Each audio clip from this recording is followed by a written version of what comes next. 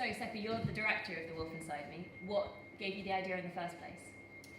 So I saw a call out from the Blue Elephant about this show and this youth commission and how they really wanted to put their young people at the heart of whatever the next show was going to be. And so there was these three criteria for this new show, one of them being that young people from South East London could either be in it or involved in the making of it. And the other one, which I love, was that there could be music, as long as it wasn't cheesy and it wasn't just another love story.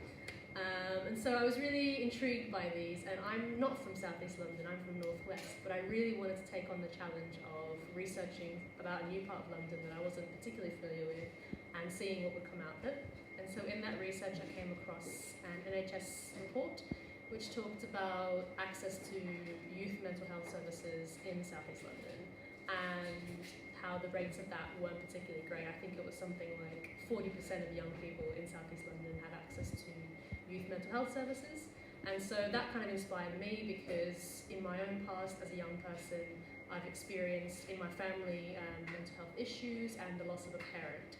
So I really wanted to make something about that and felt that with what's going on in South East London right now, in terms of youth access, that felt like the really right time and right place to tell this story. Yeah, I think that's really where it came from, and then coming across two young artists who were both from South East London, coincidentally, which worked out really well, and who were both actor musicians, and I thought, that's exciting, what can I do with that, and just all sprang from there. What excited you about using a devising process to develop this story as opposed to just commissioning a writer or writing it yourself? I, as a director, am really excited by bringing the actors into the process because I think a lot of actors often have extra talents. They can speak other languages, they can play music, they can sing. So I really always try, whatever play I'm working on, even if it's a classic scripted play, to try and bring in their extra skills. So I was excited to bring actors into the process and kind of have them inform what we created rather than just write a play and kind of say, what can they help me do as opposed to what can I just do as the director, what can a playwright do, what can a dramaturg, a director, two actor musicians in a room for a week with resources create together. So that's why I wanted to devise it as opposed to just have it scripted before we came in the room. I got one. What do you hope the audience takes away from this?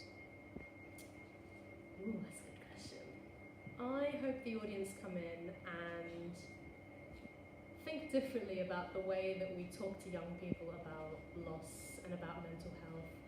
And I hope that they can walk away and feel inspired and feel that loss and bereavement and grief, we can talk about these things and they shouldn't be taboo. And no matter what age you are, whether you're 6, 16, 66, 80, it's going to be a difficult experience no matter how old you are, but talking about it and being open about it and being okay with sharing is a good thing. So I hope that we can walk away, no matter if you're an adult or a young person, and be open to letting yourself experience whatever you experience in those hard times and just being open to talking whenever it feels right for you.